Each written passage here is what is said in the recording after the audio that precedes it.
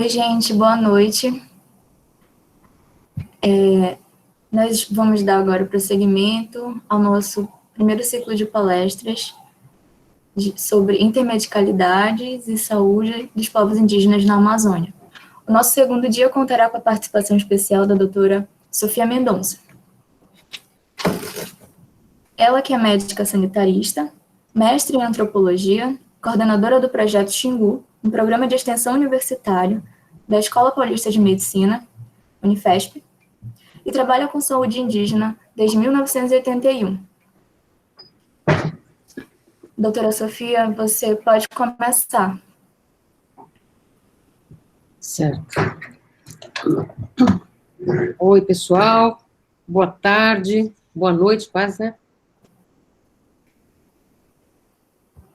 Vocês estão aonde? A maioria de vocês deve estar pelo Pará, ou até para outras bandas, né? Então, é um prazer estar aqui, ser convidada para falar com estudantes aí da UEPA. Vocês têm o privilégio de estar num lugar que tem tantos cenários interessantes de povos indígenas, ribeirinhos, quilombola, e uma variedade imensa em todos os aspectos, né, desse nosso Brasil. Então, pensar em falar sobre saúde indígena e intermedicalidade faz todo sentido, né, eu acho que né, parabéns aí aos organizadores de pensar essa questão, de refletir sobre ela e de pensar na formação de vocês todos, né, estudantes dessa área como profissionais de saúde. Eu vou falar um pouco, então, sobre esse conhecimento da saúde indígena, que é um conhecimento que está, uma área do conhecimento, que está em construção, em contínua construção, né? E ele depende sempre de encontros de saberes, né? Eu fico pensando que uma das primeiras coisas, né, então a fala hoje é um pouco o que aprendemos com eles, e encontros e desencontros na intermedicalidade, né? Uma das coisas que a gente aprende muito com eles é dar valor para as histórias. Então, por exemplo, se a gente imaginar como é que foi construída a UEPA, por exemplo, né, quem estava construindo, o grupo que construiu, estava pensando, né, quem que nós vamos formar? Quem serão esses profissionais de saúde? Com que perfil a gente vai formá-los? Então, tudo isso eu acho que é legal a gente pensar, vocês enquanto alunos e tudo, dizer, nesse caminho, como é que foi essa história de construir um espaço de formação, de ensinar e aprender, e de formação profissional na área da saúde, no caso de vocês, na área da medicina. Então, eu fico pensando, por exemplo, uma das coisas que a gente aprende, e aí o nosso projeto tem a ver com extensão, quer dizer, não aquela extensão que leva o conhecimento científico para todas as pessoas, né, coitados. Não, não é. A ideia é extensão do ponto de vista da comunicação, como dizia Paulo Freire. Então, a ideia é trabalhar esse encontro de saberes, e que a universidade também escute e participe, né, das demandas e das necessidades e da construção do conhecimento que se dá no cotidiano das pessoas, né. Então, a gente trabalha com um grupo de alunos também, que se reúne quinzenalmente, alguns de vocês já conhecem esse grupo, ele está aberto à participação de todos, de todas as universidades, profissionais de saúde ou de outras áreas, é um grupo aberto. Mas a gente tem um grupo de pessoas que a gente se vê presencialmente, quando não tem pandemia, claro.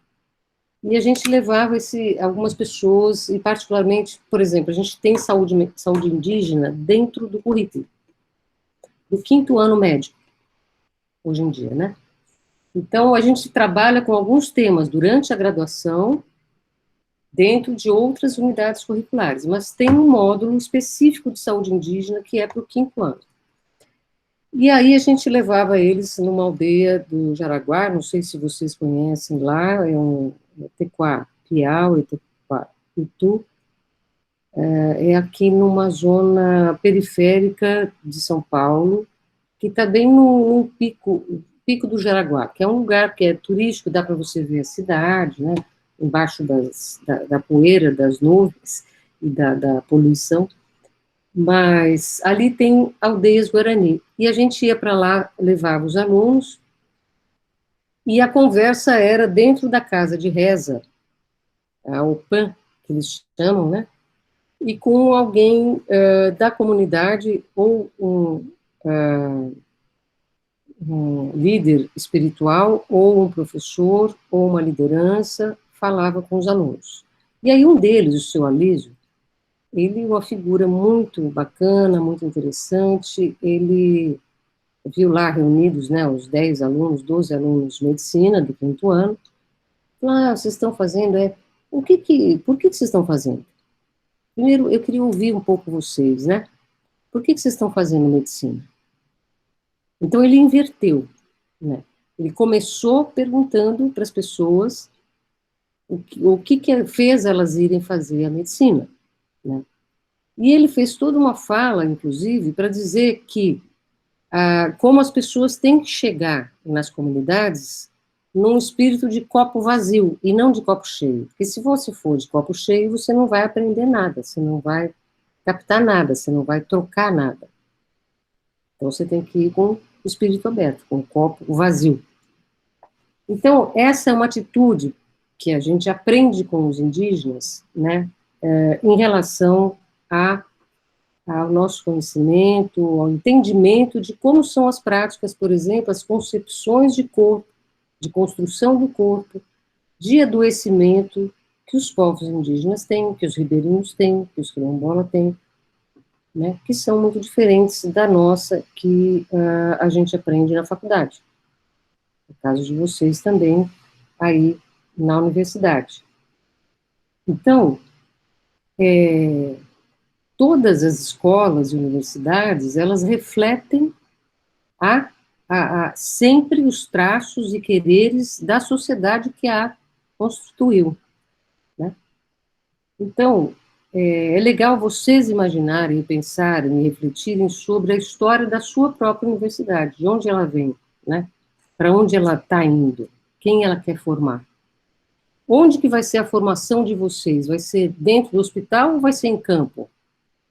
Vai ser nas aldeias, vai ser nas vilas quilombola, vai ser com os ribeirinhos, vai ser nas microáreas das cidades, ou vai ser dentro do hospital, dentro dos ambulatórios?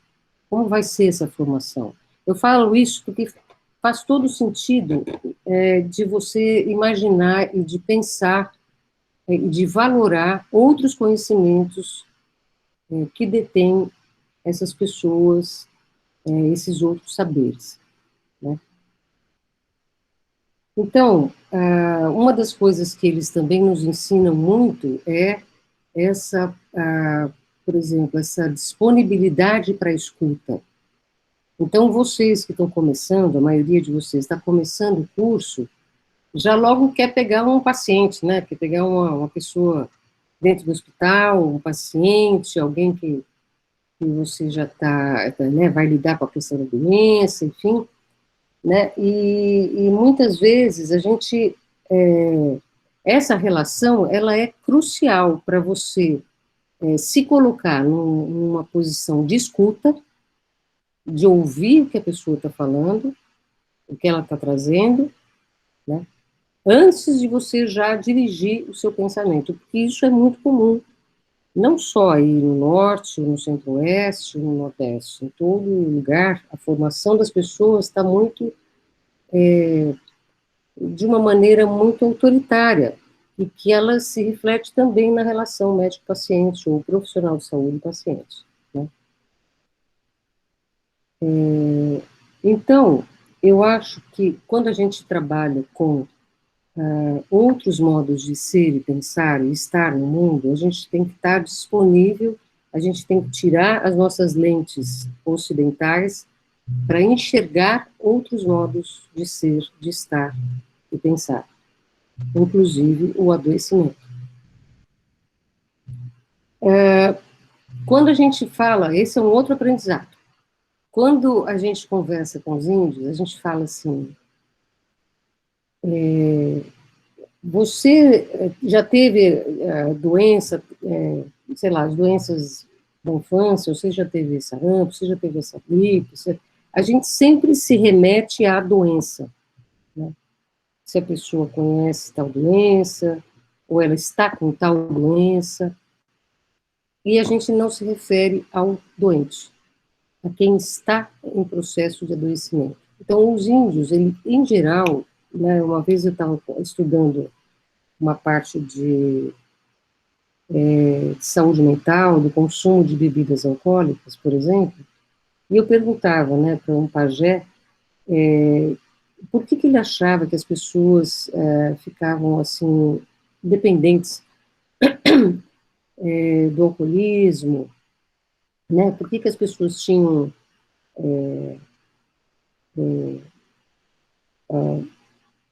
a diabetes, por que as pessoas tinham hipertensão. Ele falava assim, espera um pouco, você está falando de quem? Você está falando do Joaquim? Você está falando, estou brincando com o nome, né? Tô falando, você está falando do fulano, daquele outro, de quem que você está falando? Porque para nós, não existe a doença fora do sujeito que adoece. Então eu preciso entender a doença a partir do que ele está vivenciando, e não só ele. O mais louco é isso, que a gente também aprende, que não existe a pessoa sozinha, o indivíduo. Para nós é assim, né? Quase que um número do leito dele no hospital, ou da ficha que eu estou atendendo. É uma pessoa ali, daquele pedaço dela, inclusive, né? Às vezes até pedaço dela, é o braço, é a unha, enfim. Mas para eles não. E quem está doente é como se a família também tivesse doente. É como fosse um não existe sem o outro, não existe um indivíduo sem se referenciar ao coletivo, seja a família, seja a aldeia, seja o povo. Então, quando você vai procurar problemas de saúde numa pessoa, ela vai te remeter à família, vai te remeter à aldeia, o que está acontecendo com aquele povo. Quem dá essa resposta, em geral, são os pajés.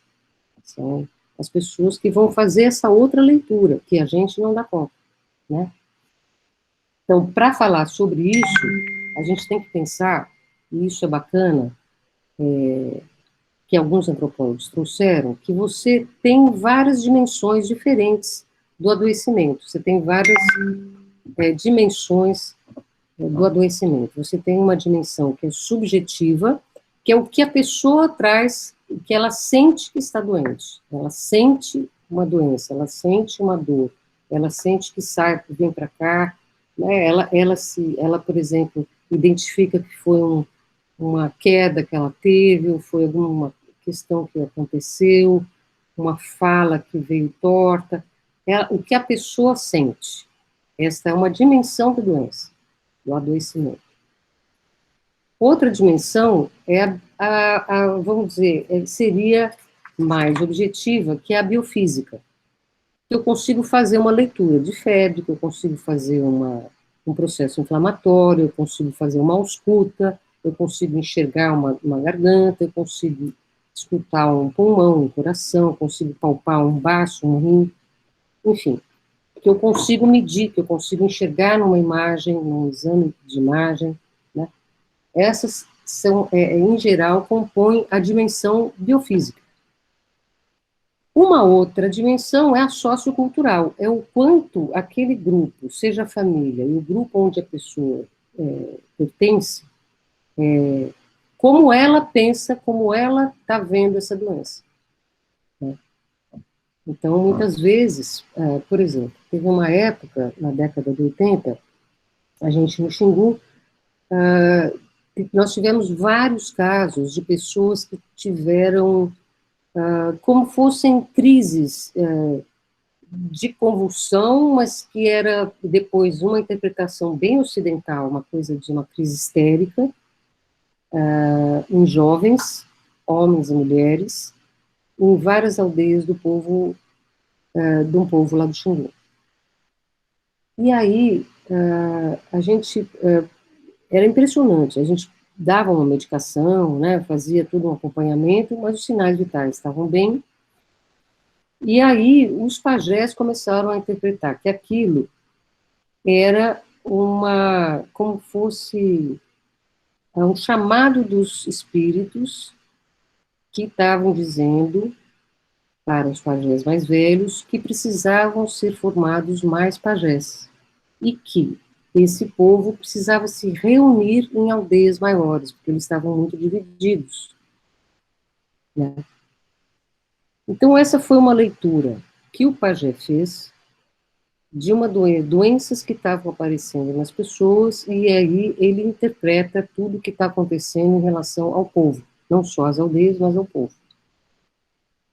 Então, ele tinha como lidar com a pessoa que estava tendo a crise, então, com o indivíduo, mas aquilo também se refletia em toda a aldeia, em todo o povo.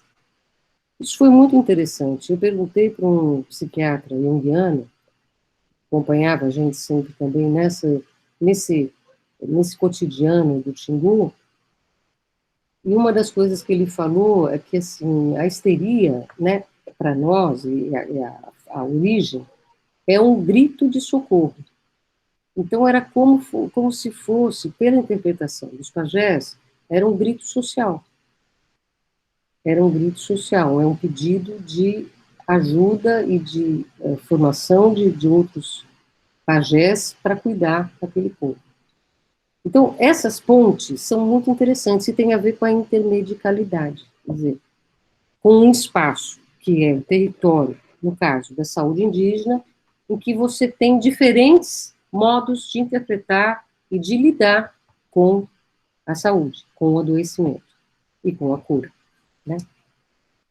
Então, é interessante a gente pensar quando que esses encontros, né, eles, em geral, o que acontece na área é assim, as pessoas procuram, hoje em dia, todos os atores, profissionais de saúde, indígenas e não indígenas.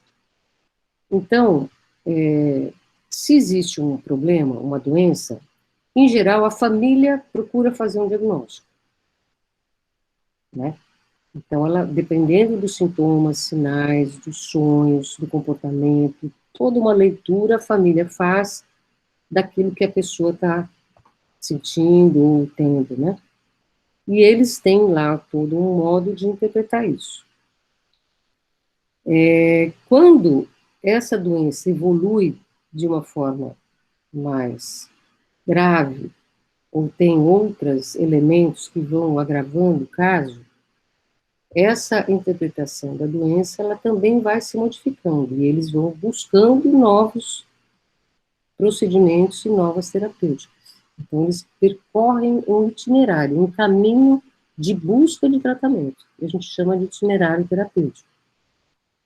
Em geral, a medicina, a biomedicina, a medicina que vocês estão se formando, que eu me formei, ela é uma das alternativas que eles recorrem. Eles recorrem à biomedicina, aos medicamentos, muitos deles acham, e assim, veem no medicamento, não a ciência, quase uma coisa mágica, quase uma coisa simbólica também, né? Ele entra nesse leque de possibilidades de tratamento, né? Isso é muito interessante. Então, vamos imaginar, dependendo da evolução da doença, vai ser feito um diagnóstico e vai ser percorrido um itinerário terapêutico. E aí ele passa por vários atores, desde a família, o rezador, o raizeiro, né, o dono das ervas, o pajé, a parteira, e hoje procuram o agente de saúde, os auxiliares de enfermagem, os técnicos de enfermagem, enfermeiros, médicos, etc., né? procuram as unidades básicas de saúde, procuram a UPAM, que é a casa de reza, procuram, cada cultura tem os passos de cura, né? E os hospitais ambulatórios e outras frentes de possibilidades de tratamento. Né?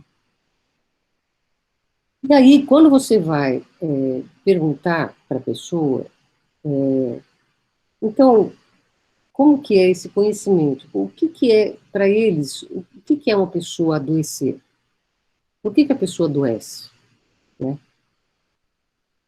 Então, para nós, sempre tem as causas são muito ligadas a alguma coisa de mau funcionamento, né? Ou a pessoa tem um problema metabólico, aumentou a glicemia no sangue, ou aumentou a pressão, ou um agente etiológico levou aquela doença, ou a malária, enfim, sempre tem, né, um agente etiológico que vai justificar, ou algum comportamento que vai justificar aquela doença. Para os povos indígenas, como é que eles explicam esse adoecimento, né? Em geral, as explicações maiores têm a ver com o porquê. Porque agora, coisas que a gente não consegue responder, não é verdade? Ainda mais, por exemplo, no caso da Covid, né? Quem que diz que aquela pessoa vai ser grave e vai morrer e aquela outra não? Difícil, né? Então, quem diz que porque aquela pessoa está com aquele problema naquele momento são os pajés. Quem faz essa leitura são os líderes espirituais, aqueles que fazem essa interpretação. Então, em geral, eles têm explicação sobre essas questões e estão ligadas, muitas vezes, a rompimentos de tabus e de regras sociais. Então, por exemplo, um casal, a mulher está grávida, o pai tem um pai e a mulher dele que está grávida. Em geral, os dois têm que fazer uma dieta certa para que aquela criança cresça bem. Em geral, para muitos povos, o pai tem sempre que ter relação sexual porque o sêmen dele ajuda a construir a criança, por exemplo, né? Para ele fazer isso, ele não pode, por exemplo, fazer arco, ele não pode fazer a roça, derrubar a roça, porque isso atrapalha essa construção da criança. A mesma coisa a mulher, ela não pode fazer determinadas coisas do cotidiano dela, porque ela, senão pode atrapalhar a formação da criança. Tem uma dieta própria, ela não pode, por exemplo, comer peixe grande, ela não pode comer peixe, a piranha, porque senão machuca o útero e a criança ela pode ter um abortamento. E aí, quando a criança nasce, é mais interessante ainda, né? Para eles, é como se fosse uma substância só, o pai, a mãe e a criança. É como se fosse uma substância só. Então, tudo aquilo que o pai come interfere na criança. Tudo aquilo que a mãe come, faz, interfere na criança. Então, se o pai pode estar longe, ele pode estar lá pescando, e aí ele comeu um peixe grande, por exemplo, peixe de fundo, a criança vai ter diarreia, né? Então, esses conhecimentos é como eles explicam o porquê que está aparecendo as doenças, né? Outro modo de adoecer durante o ciclo da vida você tem vários momentos de grande vulnerabilidade. Então, o nascimento é um grande momento de vulnerabilidade, onde podem ter espíritos ruins que façam acontecer um parto ruim, ou um adoecimento, ou, enfim. Quando, por exemplo, a criança passa de pré-adolescente, né? A criança passa para o papel social de adulto, ela passa pela reclusão pubertária, ela também tem uma vulnerabilidade imensa para doenças. Então, ela tem que ficar reclusa, tem que ficar isolada, tem uma série de regras que ela tem que cumprir. tem ervas para tomar, para passar no corpo, para construir esse corpo, para ela ser uma pessoa socialmente bem posicionada, enfim, que cumpra o seu caminho, vamos dizer, né? Outro modo que eles explicam o adoecimento é através da feitiçaria, né? Para muitos povos, a pessoa que está doente, dependendo de como acontece essa doença, a evolução da doença e algumas características dessa doença, desse adoecimento, para eles, eles conseguem enxergar o feitiço, por exemplo. E aí, para haver a cura, eles têm que tirar o feitiço. Né? Descobrir onde está o feitiço e tirar o feitiço. Outro modo de dar doença para os povos indígenas, por exemplo, são os alimentos e o ambiente. Também pode gerar doença. Então, alguns alimentos que são proibidos para determinadas pessoas podem levar ao adoecimento.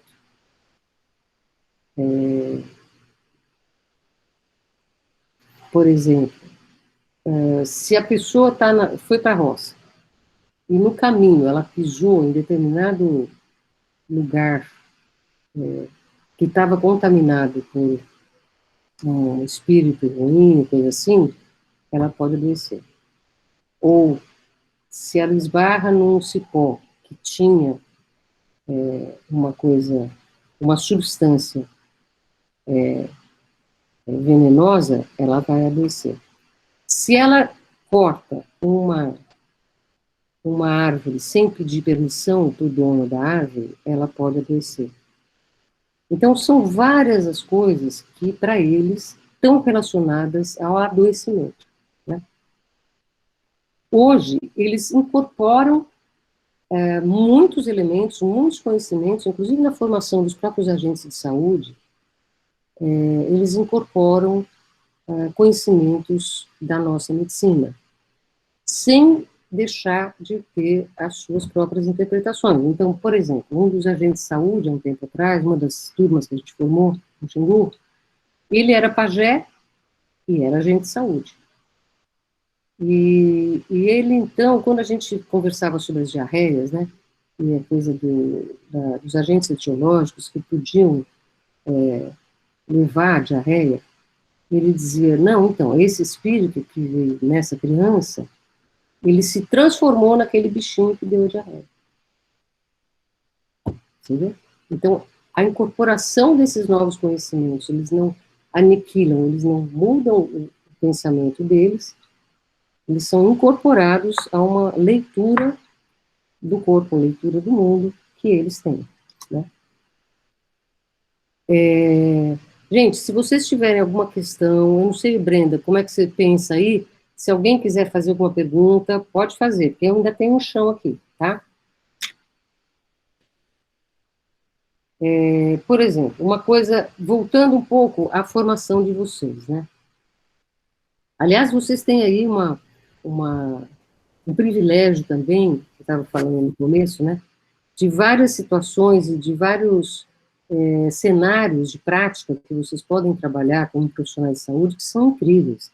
Vocês têm também algumas pessoas e projetos que têm trabalhado com os povos indígenas que são muito legais. O pessoal do Projeto Saúde e Alegria, que trabalha com os ribeirinhos, né? O Eugênio, o Caetano, são pessoas incríveis que trabalham saúde e alegria de uma maneira incrível e que faz essa ponte com o conhecimento tradicional. Assim como o Eric Jennings também, que é um médico indigenista, trabalha com Zoé há muitos anos e tem muita experiência para trocar com vocês. Seria interessante também vocês terem contato com eles, né? Aí no Pará, aí em Santarém. Doutora Sofia? Oi. Com licença, sobre as perguntas, a gente pode fazer no final. O que a senhora acha? Por mim, tudo bem. Eu só não quero que fique assim, todo mundo com sono e vá dormir, né? Não, estão elogiando muito, inclusive, aqui. É que eu não estou enxergando, as pessoas ficam essas, né, as letrinhas, aí eu não sei se está indo bem ou não. Estão adorando. Da aula à distância, né? Isso é chato. Sim. Mas vamos lá. Então, voltando um pouco para esse conhecimento científico, né, que a gente tem na faculdade, na universidade, né, a gente tem um conhecimento que ele é muito fragmentado, né? Ele separa todas as partes do corpo, ele separa o corpo, a alma, né? É uma visão muito centrada no médico, muito centrada na nossa, muito etnocentrado, né? Como se as pessoas tivessem que pensar sobre, a partir do nosso olhar, das nossas verdades, né? Então, durante a nossa formação, em geral, falta muito os conhecimentos humanistas, das ciências sociais, da antropologia, da saúde coletiva, da saúde pública. Então, isso, em geral, faz muita falta quando a gente tem esses encontros de outros saberes, né? Então, por exemplo, se eu estou no espaço urbano, e aí vocês, eu não sei como é que, provavelmente vocês têm a universidade, o hospital num centro urbano, né? Nesse espaço urbano, a cidade, o hospital, do ponto de vista dos profissionais de saúde, as regras estão claras ali, estão bem estabelecidas. Tem uma hierarquia, né, na equipe de saúde, quem manda, quem faz a limpeza, quem faz o serviço de enfermagem, quem colhe o exame, tem tudo isso.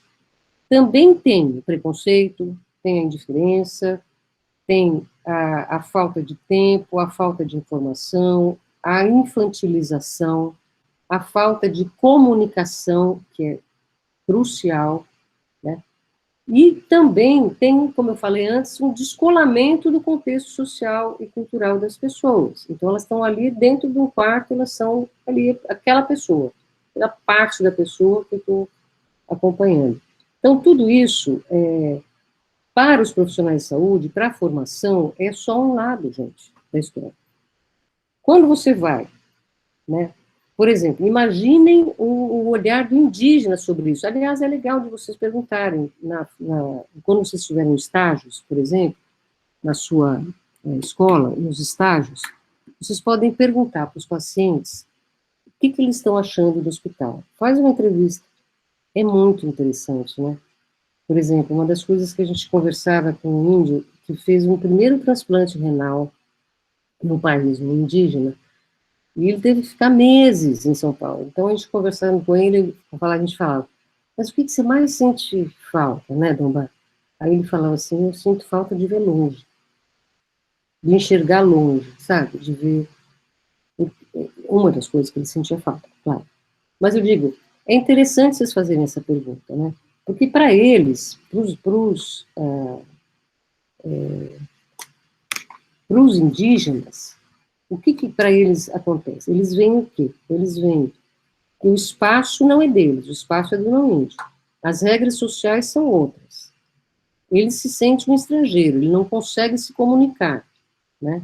Ele se sente fragilizado, ele se sente doente. Não necessariamente aquilo que você está aportando de cuidado ele é o que ele precisa na alimentação.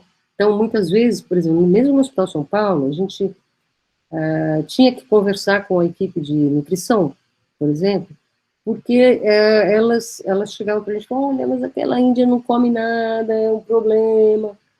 Daí você ia conversar com a indígena, na língua, chamava um tradutor para conversar, ela não reconhecia, por exemplo, quando a fruta estava picada, cortada. Ela não reconhecia quando a comida vinha já feita, não sei da onde. Então, isso tudo assustava, e ela então não conseguia comer.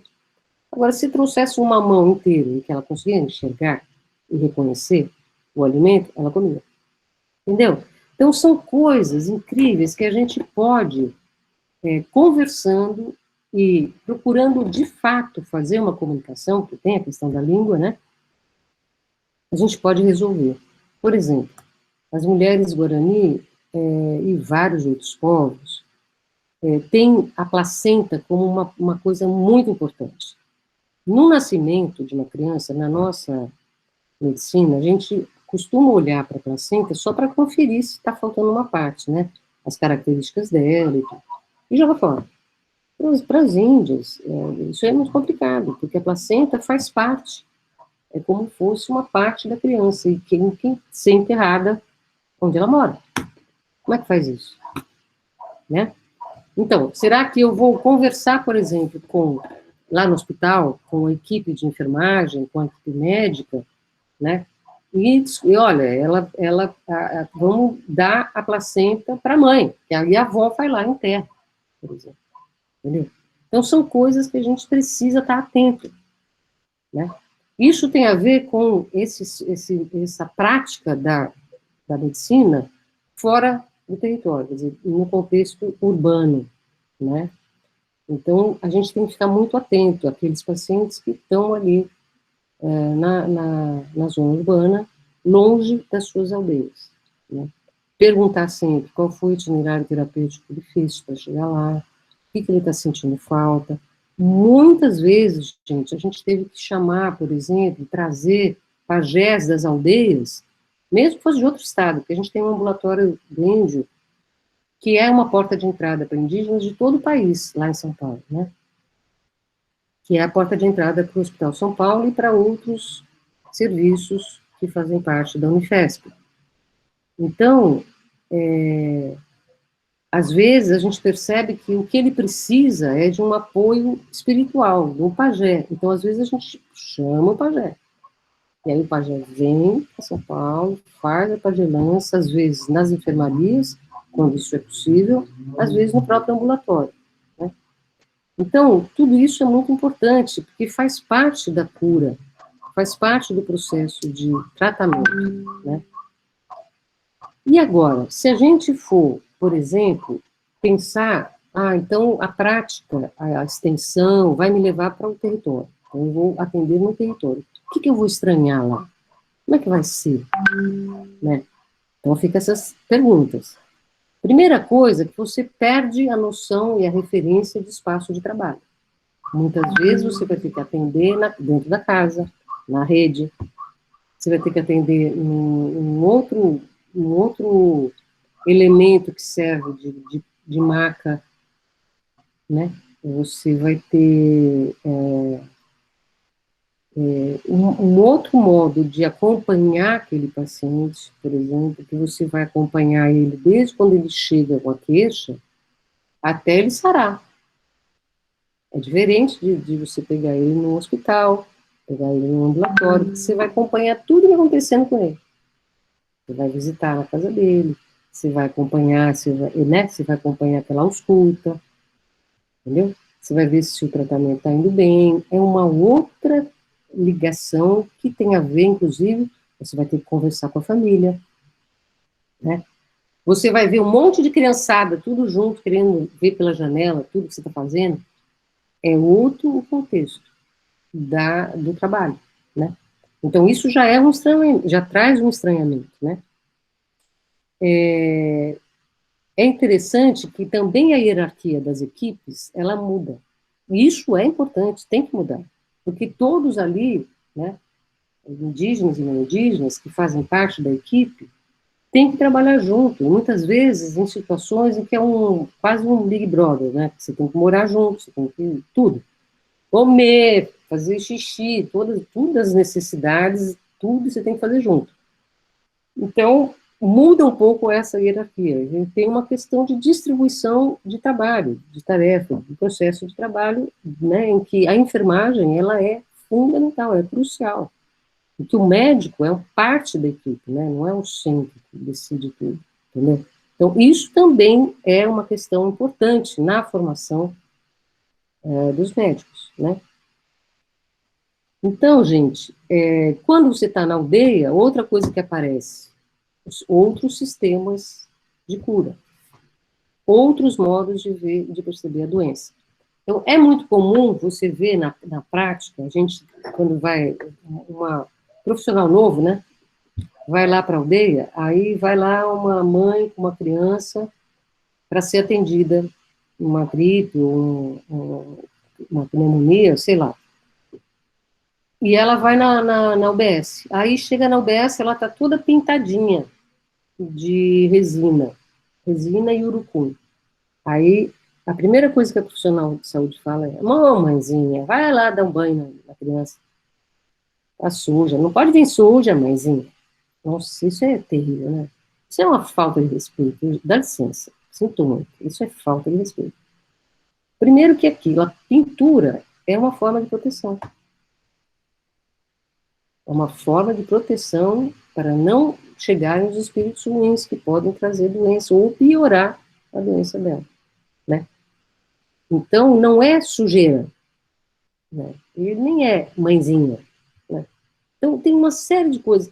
Ah, deixa eu pegar, que gracinha. Às vezes você não pode pegar a criança pequena, porque você pode estar levando uma doença, uma coisa ruim para a criança. Então, esses cuidados, essa escuta, esse entender como é que funciona, a construção mesmo do corpo, né? O pessoal, né, a criançada tem aquelas pulseira aqui, né, a outra amarração aqui, amarração na perna, desde pequenininha. Todo mundo fica de olho arregalado. Ai, tira isso, mãe, pelo amor de Deus, vai gangrenar a perna. E nada. Faz parte da construção do corpo, do formato do corpo. Então, isso também é uma coisa interessante e importante que os profissionais de saúde, quando vão trabalhar nas comunidades, precisam escutar, precisam ouvir. Ah, como é que funciona? Né?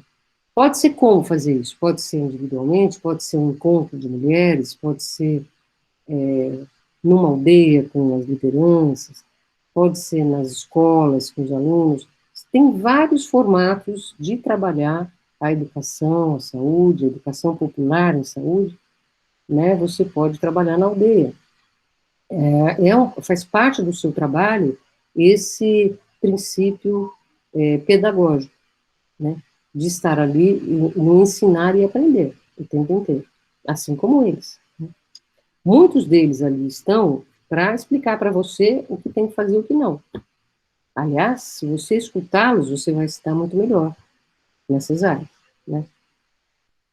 Então, gente, é um pouco isso que eu queria falar. Tem muita coisa interessante nesse campo. É um campo que está se mostrando tão fértil, tão bonito e tão difícil, né? Porque o que a gente tem visto, por exemplo, e aí os riscos e os desafios que têm aparecido são, hoje, no sistema de saúde indígena, né, que é parte do SUS, a gente vê a perda de alguns conceitos e de algumas práticas que fundaram a ideia do sistema de saúde indígena indo para o saco, porque tem muitos profissionais que vão para lá com um pensamento extremamente voltado para a biomedicina, para a medicalização, e acabam afogando, abafando e se distanciando dessas outras práticas, né?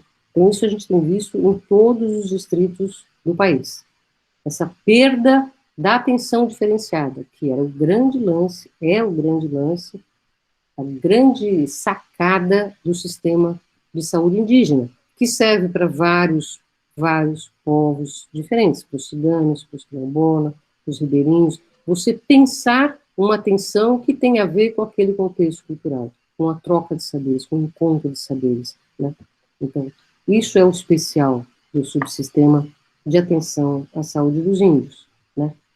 Por exemplo, uma coisa interessante, gente, para a gente conversar um pouco, que os profissionais de saúde percebem quando entram em área indígena, em uma aldeia, é que a nossa medicina exige luz, exige claridade, exige um espaço, né, aberto, iluminado. Os pajés, os rezadores, exigem uma coisa da sombra, uma coisa, né, contida, uma coisa em que eles consigam fazer a comunicação com o sobrenatural. Então, são modos, né, e lugares, e espaços de atendimento e de intervenção diferentes. Né? Para nós, a gente dá muito valor para a anamnese, né, para o exame físico, isso um profissional que tem uma boa conduta, né? para eles, além de fazer a anamnese, a escuta, um exame que eles fazem, né, de uma outra maneira, não como o nosso, mas eles também trabalham muito os sonhos. É curioso isso. Os sonhos, eles sempre perguntam, né, o que a pessoa está sonhando, como que ela está, por onde ela viajou, porque tudo isso pode trazer elementos para o diagnóstico, né? Então, eu acho que os grandes desafios é a gente conseguir garantir a atenção diferenciada de fato nesses territórios, né? Eu acho que é um pouco isso, eu acho que a gente ainda tem, e essa pandemia trouxe, né, os holofotes para as desigualdades, e isso não foi diferente dos povos indígenas. Ela trouxe o holofote para a desigualdade, para as grandes vulnerabilidades dos povos indígenas, né, e um risco imenso de comprometer a reprodução física, social e cultural dos povos indígenas. E aí, dependendo da aldeia, do povo, do lugar onde a gente está, e aí no Pará são vários cenários diferentes, distintos, dependendo de como está a organização dos povos em relação à doença e a organização dos serviços de saúde que atuam ali, que cuidam daquela região, você tem um desenho de pandemia diferente, né? Alguns lugares você tem um controle muito legal, muito bom, quando há uma organização social, uma coesão social, de entendimento do que é a pandemia, você tem um controle muito melhor do número de casos e do número de mortes. Agora, em outros lugares em que você não tem um bom vínculo com a comunidade, que você não conseguiu e as pessoas não entenderam o que é a doença, e que estão extremamente, vamos dizer, reféns dessas mensagens ambíguas que a gente está tendo nesse país. Aí o número de casos vai ser altíssimo, e o número de mortes também. Tá bom, gente? Eu acho que era um pouco isso, hein? Muita coisa. Eu queria ouvir vocês, enfim, trocar um pouco, tá bom?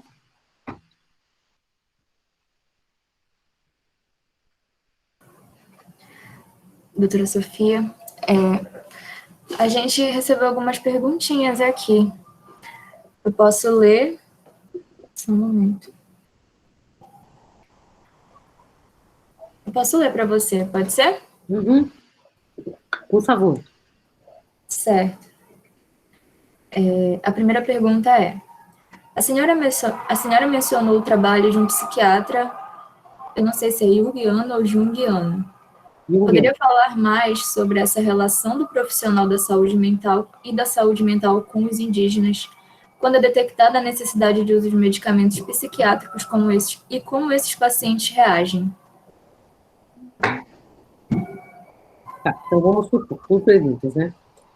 Olha só, até, assim, uma por que a gente chamou, né, esse profissional? Porque, em geral, a maioria das vezes que há uma questão de comportamento, de um transtorno relacionado à esfera do que a gente chama de saúde mental, quem acode, quem atua, quem está presente, é um coletivo, e dentro desse coletivo, os pajés, os rezadores, que atuam nessas situações e resolvem bem.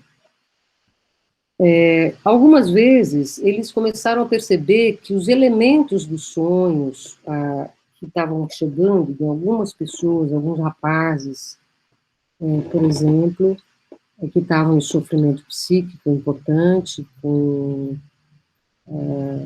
querendo ir para o mato, se machucando, ou até machucando as pessoas, eles não conseguiam interpretar alguns elementos que estavam vindo de fora, nesses sonhos, de fora da onde? Estou falando da nossa cultura. Por exemplo, um jovem foi para jogos no Brasil, jogos indígenas.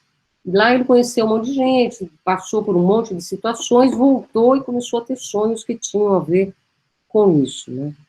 E aí os pajés estavam com dificuldade de trabalhar esses casos. Então a gente chamou exatamente esse profissional, porque nessa linha junguiana, e outros também, mas no caso era o que era mais próximo da gente, tem essa leitura arquetípica, enfim, e de símbolos que pudessem ajudar nesse tratamento. Então a gente fez um combo, que era estar junto, o pajé, fazendo o trabalho dele, esse profissional junguiano, a gente, né, também da antropologia e da clínica, atuando junto. E foi bem interessante, porque num primeiro momento, como ele estava, de fato, extremamente agressivo com a família e com muito sofrimento, precisou de medicação para tirar do surto. Então, ele usou medicação, os pajés conseguiram trabalhar melhor, segundo eles. E aí a evolução do caso, né, ele foi também saindo do surto, e aí o medicamento foi reduzindo e ele voltou para a sua vida normal. Então, em algumas aldeias, alguns povos, alguns pajés têm solicitado esse apoio, e principalmente pensando juntos essa abordagem multiprofissional. É muito interessante, é muito... Por exemplo, para vocês terem uma ideia, uma das coisas que é muito comum, tem sido, né, muito comum, e que foge um pouco vamos dizer, do conhecimento tradicional dos povos indígenas, é a questão da drogadição, né? Então, a gente teve alguns casos com franca drogadição grave, e que chegou para nós no ambulatório do Índio, em São Paulo, e a gente trabalhou todas essas abordagens, tanto a questão mesmo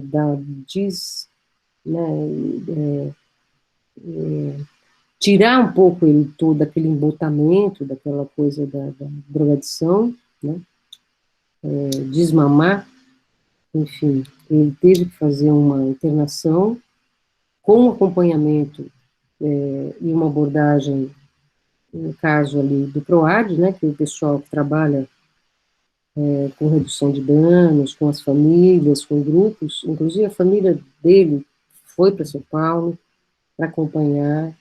O avô pajé fez parte do tratamento, então ele, às vezes, ele fazia pagelança, fazia esse acompanhamento clínico, medicamentoso, com grupo, com psicólogo, com psiquiatra, e com também uma educadora que trabalha com a gente, que conhece muito a cultura dele.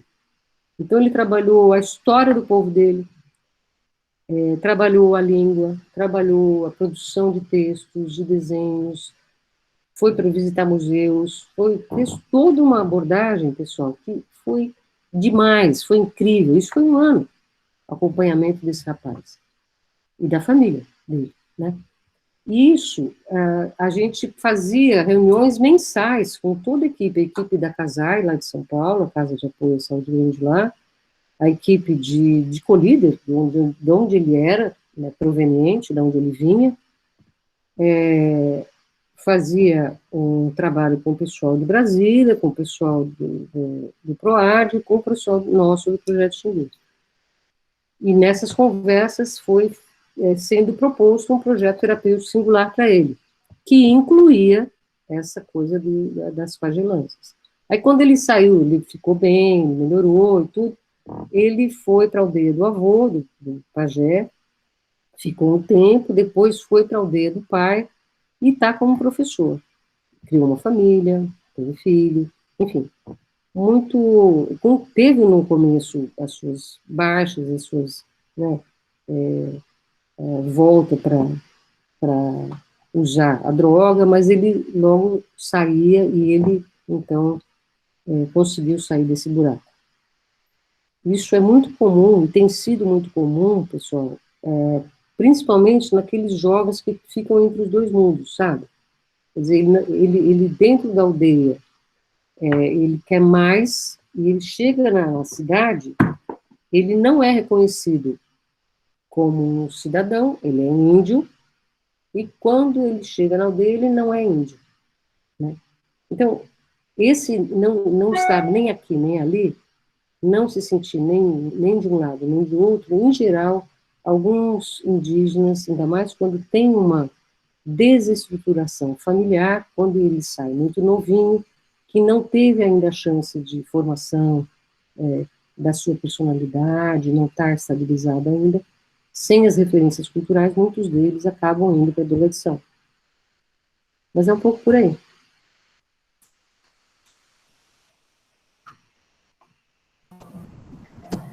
Doutora Sofia, a gente tem mais uma pergunta. Só um momento. A segunda pergunta é: há povos que ao longo da linhagem não possuem mais pajé porque os seus possíveis sucessores não possuem interesse nisso, como acontece com o povo Chipaya-Curuá no Xingu. Como fica essa percepção da doença? Ela se transforma em algo próximo à nossa percepção? Porque a senhora tinha falado sobre... Eu não entendi, volta um pouquinho. Tá, eu vou ler novamente. Há povos que ao longo da linhagem não possuem mais pajé, porque os seus possíveis sucessores não possuem interesse em seguir como pajé, como acontece com o povo Chipaya-Curuáia no Xingu.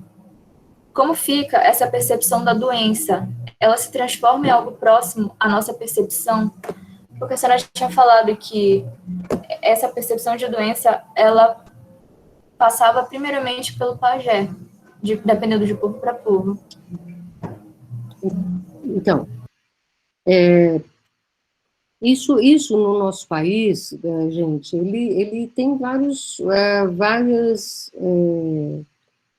imagens, assim, vários cenários. Você tem lugares, por exemplo, no Nordeste tem sido muito comum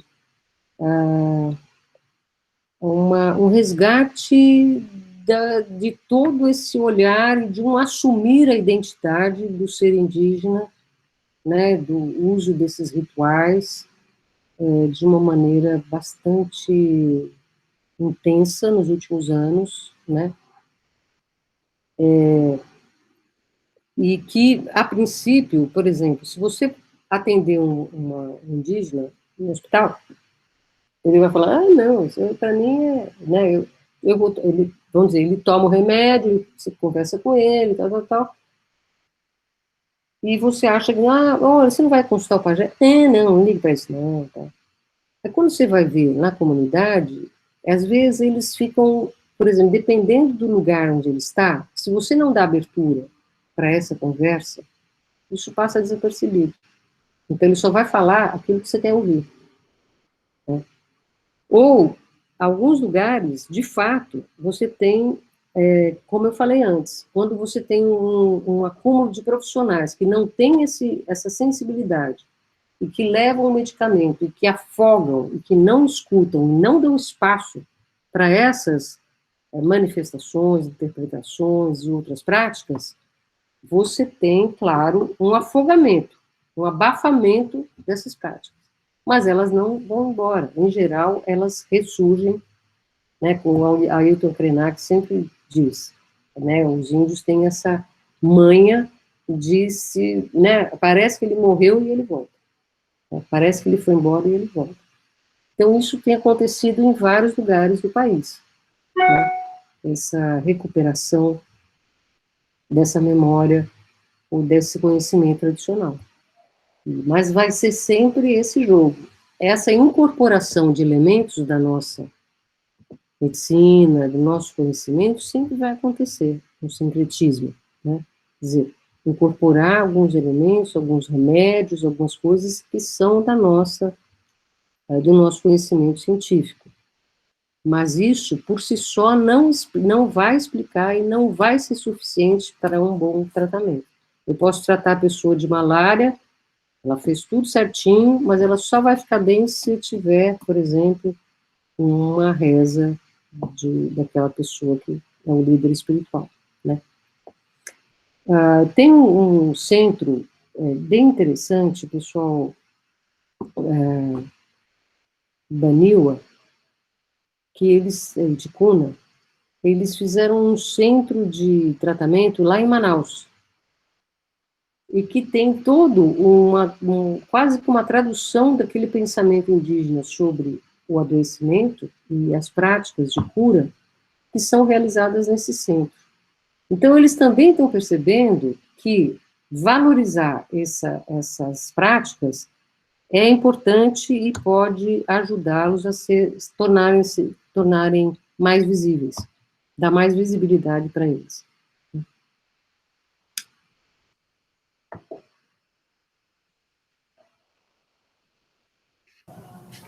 Certo. A nossa próxima pergunta é: das situações que a senhora viveu em atendimentos médicos, existiu algum caso específico que lhe chamou a atenção, provocando espanto, seja de qualquer natureza, inclusive vítima de violência ou patologias raras?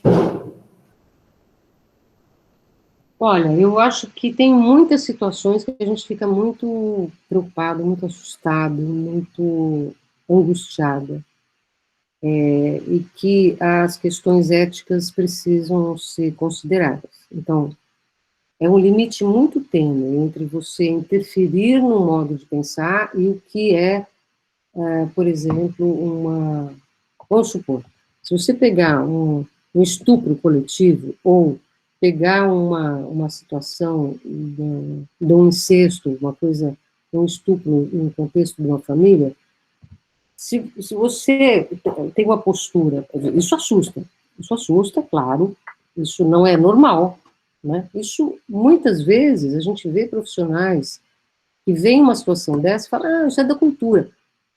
Como assim? Depende. Não tem essa. Se você não conversar e entender o que de fato é da cultura e o que não, né, você pode correr em erros graves, né? Então, eu já vi, sim, muitas situações em que as pessoas acham que é normal, que é da cultura, e não tinha nada a ver. Que a pessoa estava desequilibrada, ou que a pessoa estava sob efeito de alguma droga e que fez bobagem, né, que machucou outra pessoa, entendeu? E isso não é da cultura, né? Mas essa conversa, entender o que é para aquela cultura esse tipo de atitude, de comportamento, você precisa esclarecer, precisa conversar com os familiares, né? Com as pessoas que estão envolvidas naquela história, com as lideranças, com as pessoas que detêm o conhecimento daquela cultura. Isso é fundamental, pessoal. Conhecer a cultura com a qual você vai trabalhar. Tem que ler muito, tem que estudar muito, tem que entender muito como é que acontecem, né, o cotidiano, como que são as práticas, os ritos de passagem, para entender situações que às vezes você pode se surpreender, né? Por exemplo, eu cheguei no Xingu, eu nunca presenciei um infanticídio, né? Mas eu sabia que havia.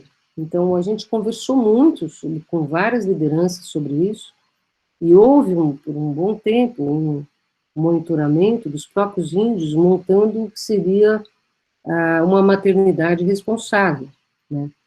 E que aí tinha uma lista de famílias que poderiam receber crianças que seriam mortas, por, por várias razões, porque eram gêmeos e eles eram unidos, né, a família era muito unida, ficava com uma vergonha imensa, ou porque eram de pais que não eram adequados, enfim, tem as suas razões, cada povo tem a sua história. E aí eu mesma, eu levei umas quatro crianças já, mais que isso, para outras famílias, crianças que seriam enterradas e que foram criadas por outras famílias, né? Então, eu acho que a gente sempre tem que se assustar para situações de violência ou situações que nos chamam a atenção, a gente tem que conversar, a gente tem que entender o que está acontecendo, por que aconteceu isso. É diferente, por exemplo, a gente ficar assustado quando você vê uma pagelância. O pajé sobe aquela oca, né, parece um bicho, porque ele está conversando com o espírito da onça, o outro espírito do macaco. Isso faz parte daquela história. Então, para você entender o que está acontecendo, você tem que conversar, você tem que estudar, você tem que entender, né? E outras situações que são, de fato, completamente fora da casinha, eu não posso simplesmente dizer, ah, não, isso é deles mesmo. Eu tenho que entender. Uma dessas temas, por exemplo, de estupro e tudo, um dos indígenas falou, uma liderança, né? Não, gente, não é assim. Como que é da cultura? Não tem a ver com a cultura. Nós temos na nossa cultura mitos, histórias que falam sobre isso para falar sobre esse comportamento, para coibir esse comportamento. Vocês têm que estudar, vocês têm que entender. Ele falando numa reunião grande que estava se falando sobre essas questões da saúde mental, né? Entre elas, essa questão do abuso. Então, eu acho que é um pouco por aí, entendeu? Eu acho que, assim, a gente se assusta, por exemplo, uma das coisas que é muito grave, assim, que é muito difícil, e a gente também, eu já vivi isso lá, é quando você quer remover uma criança, por exemplo, uma pessoa que está num quadro grave, e eles não querem. Não querem porque não vai dar, que não é possível. Então, tem situações em que você consegue ir conversando, a pagilância vai acontecer, você vai trocando ideia, você vai tratando, você vai compondo esse tratamento, né? E chega um momento em que você pode negociar essa cura ou essa ida para um outro espaço, como um hospital, sair de lá, ou, por exemplo, se a criança está com muita vulnerabilidade, levar um pajé junto, que ele vai proteger ao longo desse caminho, né? Ou a decisão da família é, de fato, de ficar lá. E isso ela tem essa decisão, ela tem esse direito, né? Então, sempre existe, a coisa mais importante é a comunicação, é o entendimento, é a escuta, é a conversa. E isso, às vezes, quebra a perna da gente. Quebra a perna da gente, porque a gente acha que a gente está com o olho aberto, que a gente está escutando, e a gente não está escutando nada. Tem que ficar muito atento com isso.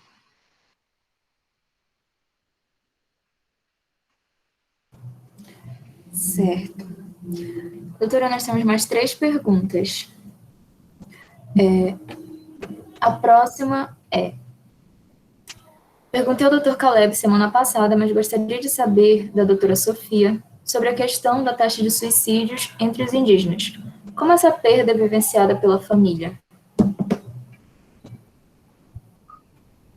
Como essa perda é tratada pela família? É vivenciada pela família. Tá. Bom, eu acho que, assim, em nenhum lugar do planeta o suicídio é uma coisa tranquila, né? Nenhum lugar. Sempre está associado ao sofrimento. Sempre. Eu acho que depende muito do povo, depende muito da situação em que ele ocorre, e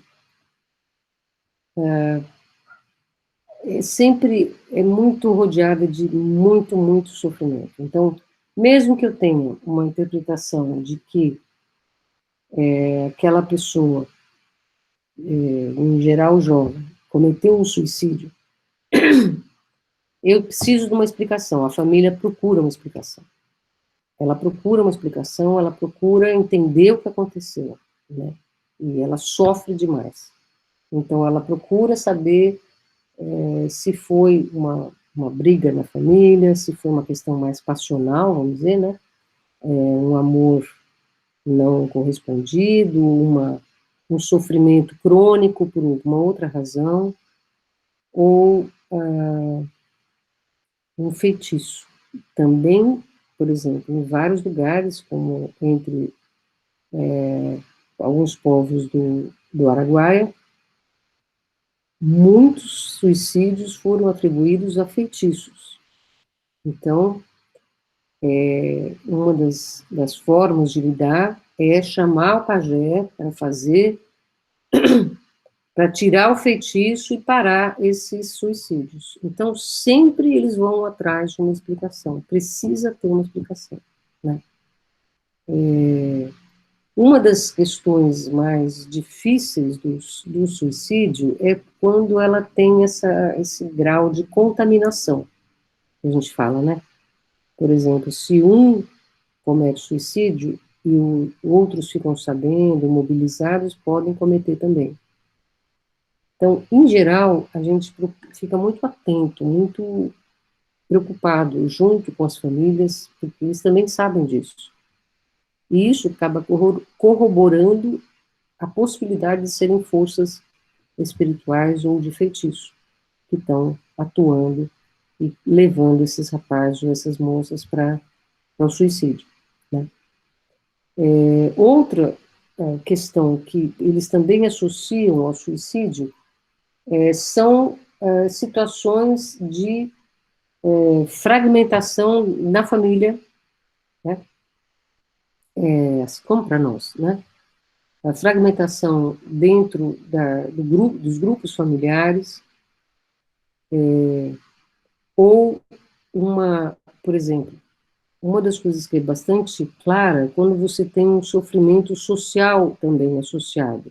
Por exemplo, entre os Guarani do Mato Grosso do Sul, a questão da terra, a questão do pertencimento, a questão dessa relação ambígua entre os dois mundos, isso também acaba levando ao maior número de suicídios, né?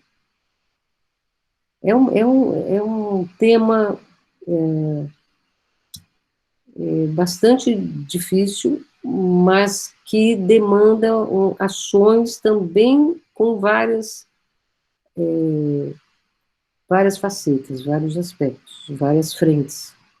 Tanto para trabalhar a rede social dessa pessoa, e desse lugar onde aconteceu a tentativa de suicídio ou o próprio suicídio, né? Então, a atenção básica tem a ver com isso, as referências da saúde mental têm a ver com isso, as lideranças têm a ver com isso, os pajés têm a ver com isso. Então, essa rede precisa ser ativada para trabalhar esses casos.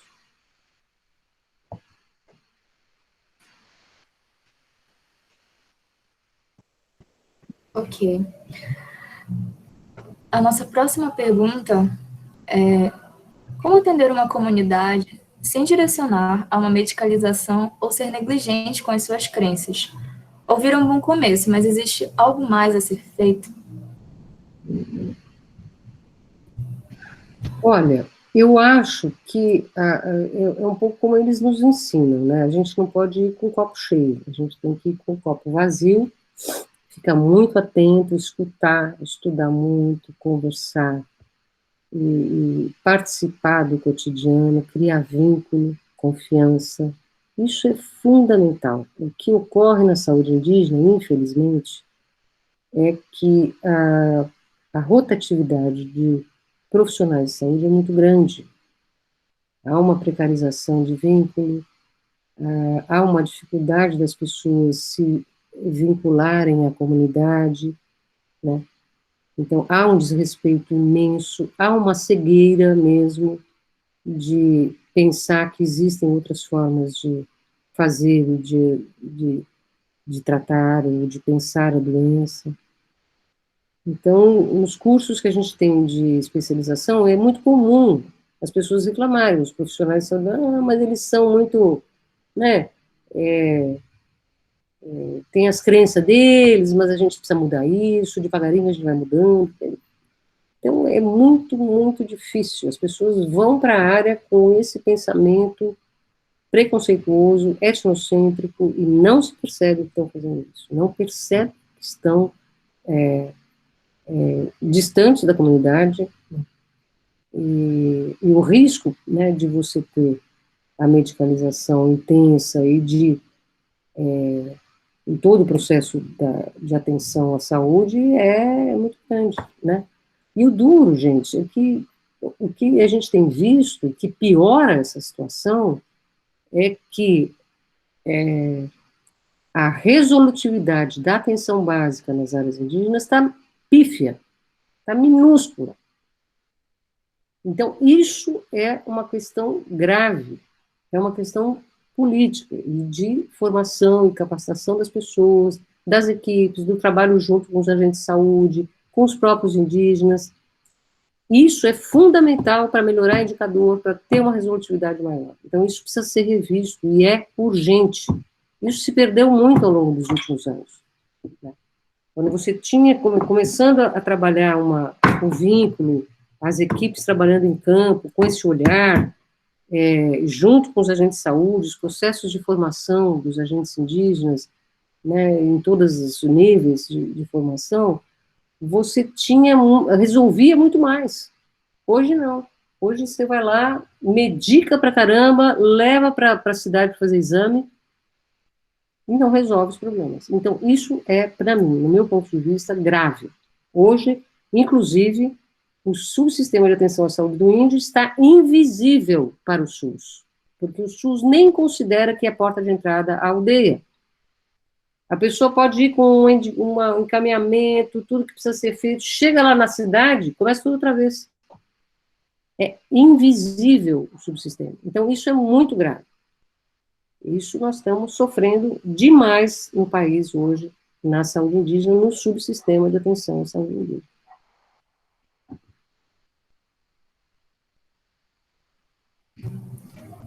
Que absurdo.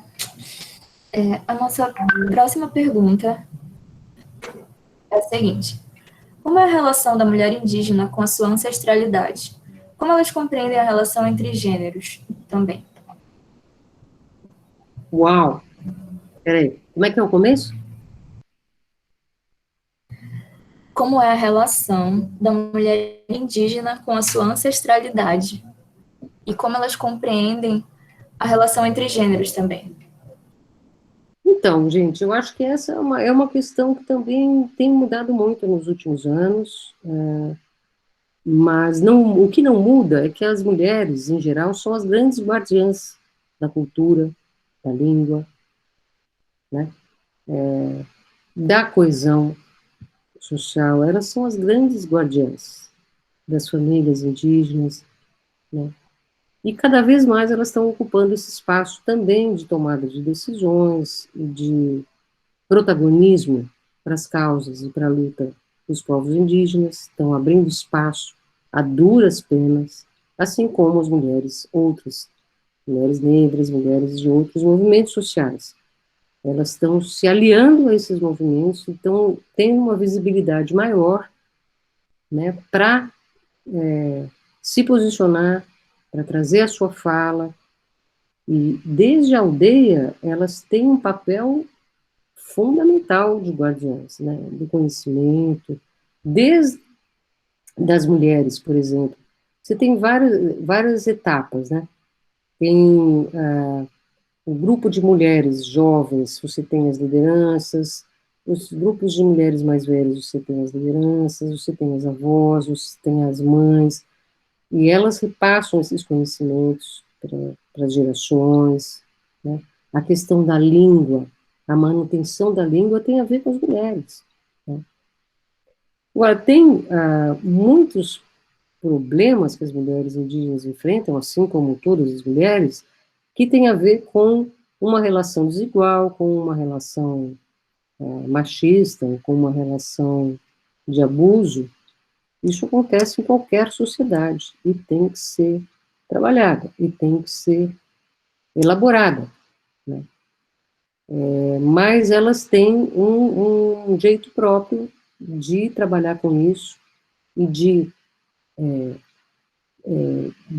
tomar decisões sobre o seu corpo, coisas que a gente não faz. Que a gente se acha todo, né, esperto, que a gente é tudo cheio de si, do direito, mas elas têm um controle do corpo delas, inclusive, muito maior que o nosso, né? Então, essa questão também, ela é um pouco diferente, eu acho. O modo como a gente vê as relações entre os gêneros para eles é um pouco diferente. É legal de conversar com as mulheres indígenas sobre isso. Eu acho que é mais interessante.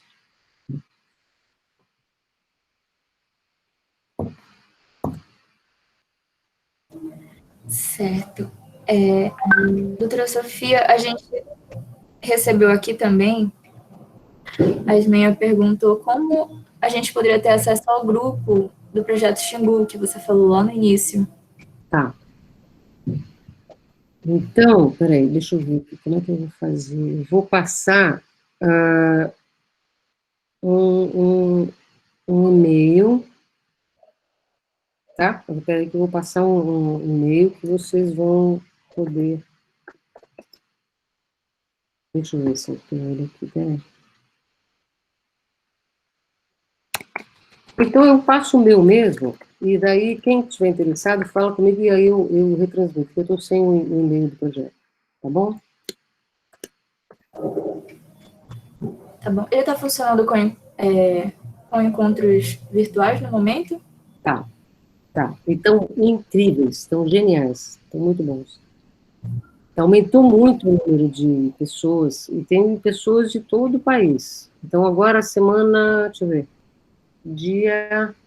acho que é dia 15. Dia 15 vai ter um encontro, em geral, é terça, a partir das 6 da tarde, não, das 7 da noite,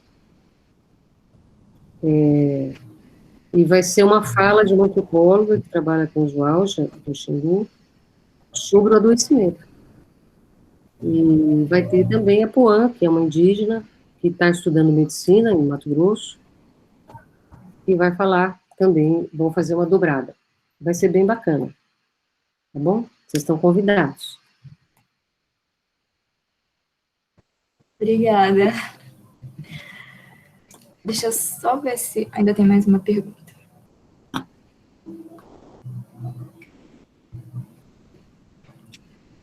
No momento, não temos mais perguntas, doutora. Ótimo. Se vocês ainda tiverem, podem mandar, mas aí a gente responde posteriormente.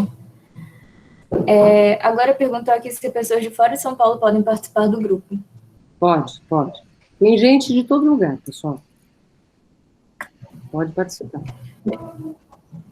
Mesmo pós-pandemia? Mesmo pós-pandemia, a gente vai tentar manter, porque tem muita gente de vários estados que está participando, que está curtindo, então a gente vai manter. Tá bom? Entendi. Doutora, eu queria agradecer pela sua disponibilidade, por você ter topado fazer essa parceria com o nosso comitê da FMSA UEPA Santarém. Foram falas enriquecedoras, tiveram muitos elogios aqui no chat, Legal. e com certeza não seremos mais as mesmas pessoas lá na frente, quem sabe, ou até mesmo hoje. Obrigada de coração. Obrigado a vocês por terem compartilhado. Um beijo para todos, fiquem bem, a gente se vê mais adiante, tá bom? Certo. Gente, não saiam, só um momento. Eu posso sair, né? Sim, se a senhora quiser ficar, a Ismênia, ela gostaria de dar uma... de falar aqui rapidinho, e ela pediu para você ficar. Tá. Gente, para quem não conhece, a Ismênia, eu vou fazer uma breve apresentação dela rapidinho. Ela é a médica que iria participar junto com o Caleb na palestra anterior e não foi possível. Ela é médica indigenista, participa do programa Mais Médicos no Brasil, atua em aldeias do sudeste do Pará, com as etnias Suruí, Aikeuara, Gavião, Guarani, Guajajara e Aticum. Ismênia, a palavra é sua. Boa noite, queridos. Espera aí que eu estou me localizando aqui. Boa noite a todos. Eu vou ser bem breve, porque eu sei que a gente recebeu hoje muita informação e foi muito bom, a gente precisa processar tudo isso, né? Eu queria dizer rapidamente que é um grande orgulho para mim, uma grande honra poder dividir essa fala com a professora Sofia, que é a minha professora da pós, minha grande inspiração. Eu tenho 1 ano e 7 meses de saúde indígena. e para mim é em quem eu me guio, me oriento, ela, doutor Douglas e todo mundo do Projeto Xingu. Eu queria acrescentar aqui nessa fala, né, difícil, assim, me sinto até nesse lugar meio um pouco desconfortável de acrescentar, mas queria relembrar a todos vocês algo que é muito importante, acho que na palestra do Caleb ele pode ter referido isso, que é o seguinte: nós que estamos trabalhando com a saúde indígena, a gente recebe muitas perguntas a respeito do comportamento, né, do povo indígena, de algumas situações específicas. E é muito válido, muito importante a gente relembrar que existem povos indígenas, né? Eu sempre bato nessa tecla, são povos e povos. Povos múltiplos, plurais, completamente diferentes. Então, quando você questiona, por exemplo, o pessoal os indígenas aceitam medicações psicotrópicas, né? Tem etnias que não aceitam de jeito nenhum.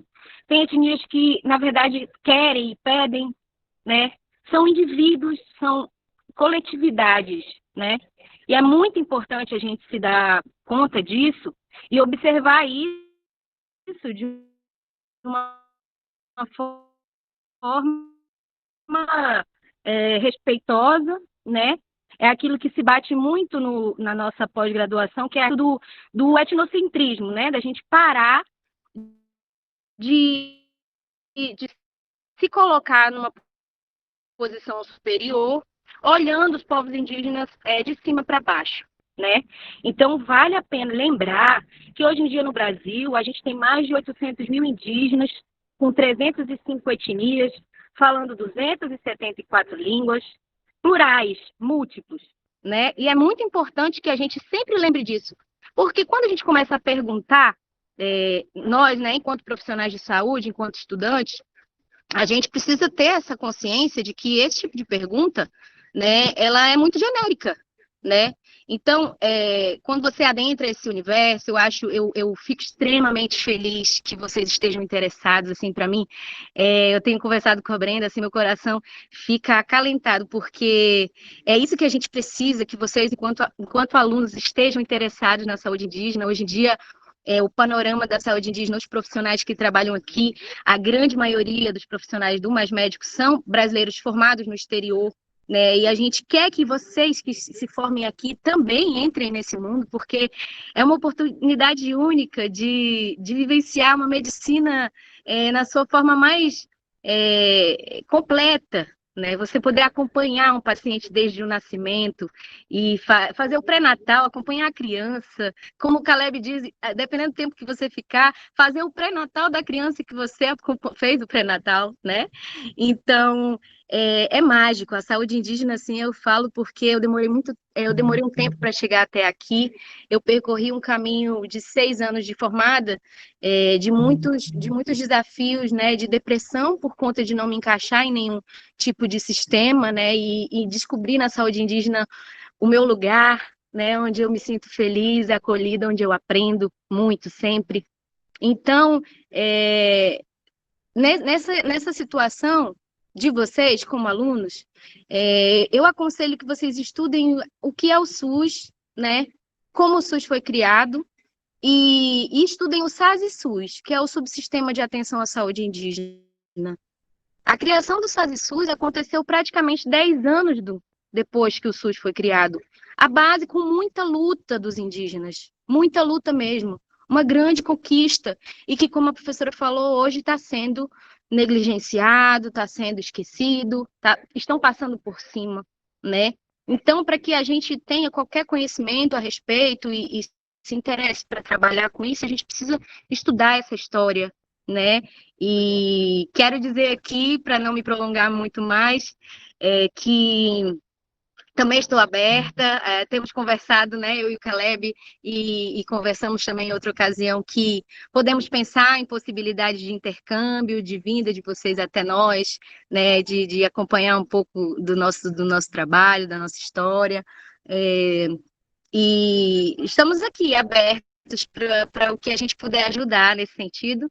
Fiquei muito feliz em saber desse grupo que a professora Sofia colocou, já estou super dentro, Vou mandar um e-mail ainda hoje, espero que vocês também, que a gente ainda troque muita coisa que a gente tem para trocar. Não dá para falar de saúde indígena em 2 horas, né? Muita coisa. Tá bom? Então, muito obrigada pelo espaço, gratidão, professora, sempre por todo o ensinamento, gratidão pela seu jeito humano de trabalhar. São poucos os médicos que a gente encontra nesse caminho, né? E que isso se transforme. Obrigada, Brenda, obrigada aí, FMSA, e obrigada a todos. Um beijo no Caleb, que está aqui também assistindo a gente, e estamos juntos. Oi. Professor, antes de você falar, eu quero também te dar um oi. Eu sou aluno da pós-graduação e tenho aprendido muito com a senhora e com toda a equipe, Dr. Douglas, Dr. Clayton. Eu também tenho 1 ano e 5 meses em saúde indígena, mas eu fico feliz de ter aprendido na pós e perceber que eu estou no caminho certo, no sentido de que a saúde ela começa com formação de vínculos. E eu tenho isso comigo muito forte, e vendo a doutora falar isso só dá mais força para a gente continuar acreditando que vínculos são possíveis mesmo entre os diferentes. Porque, na verdade, a gente é tudo igual, né? Tudo igual no sentido de nós temos dores, nós temos enfermidades, nós nos entristecemos. A gente só precisa ter um pouco de capacidade de criar o vínculo e entender que o processo da cura começa aí, na formação de vínculos. Eu quero te agradecer dizendo que posso estar em dia, tá? Apesar das dificuldades, a gente está tentando manter no caminho. Eu trabalho com os tiriós, cachuianas e ticunhanas. Já tive alguns privilégios de estar com o pessoal da IFMSA e é sempre bom estar com eles. Doutor Ismênia também tem se tornado uma grande parceira aí na saúde indígena. E muito obrigado por ser referencial. Deus abençoe a todos vocês. É isso aí, pessoal. Até mais. Legal, obrigado, queridos. É muito bom, é muito bom. Esses cursos põem a gente em contato com todos vocês, isso é muito legal. Esse lado da pandemia é bom, só esse lado.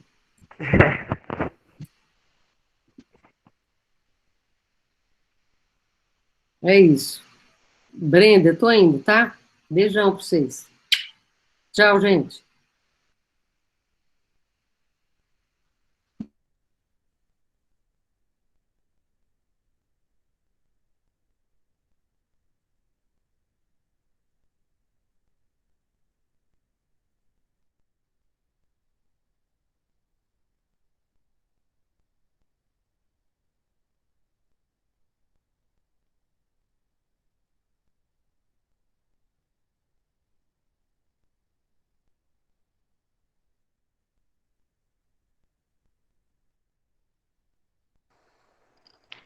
Brenda, o teu microfone está mudo.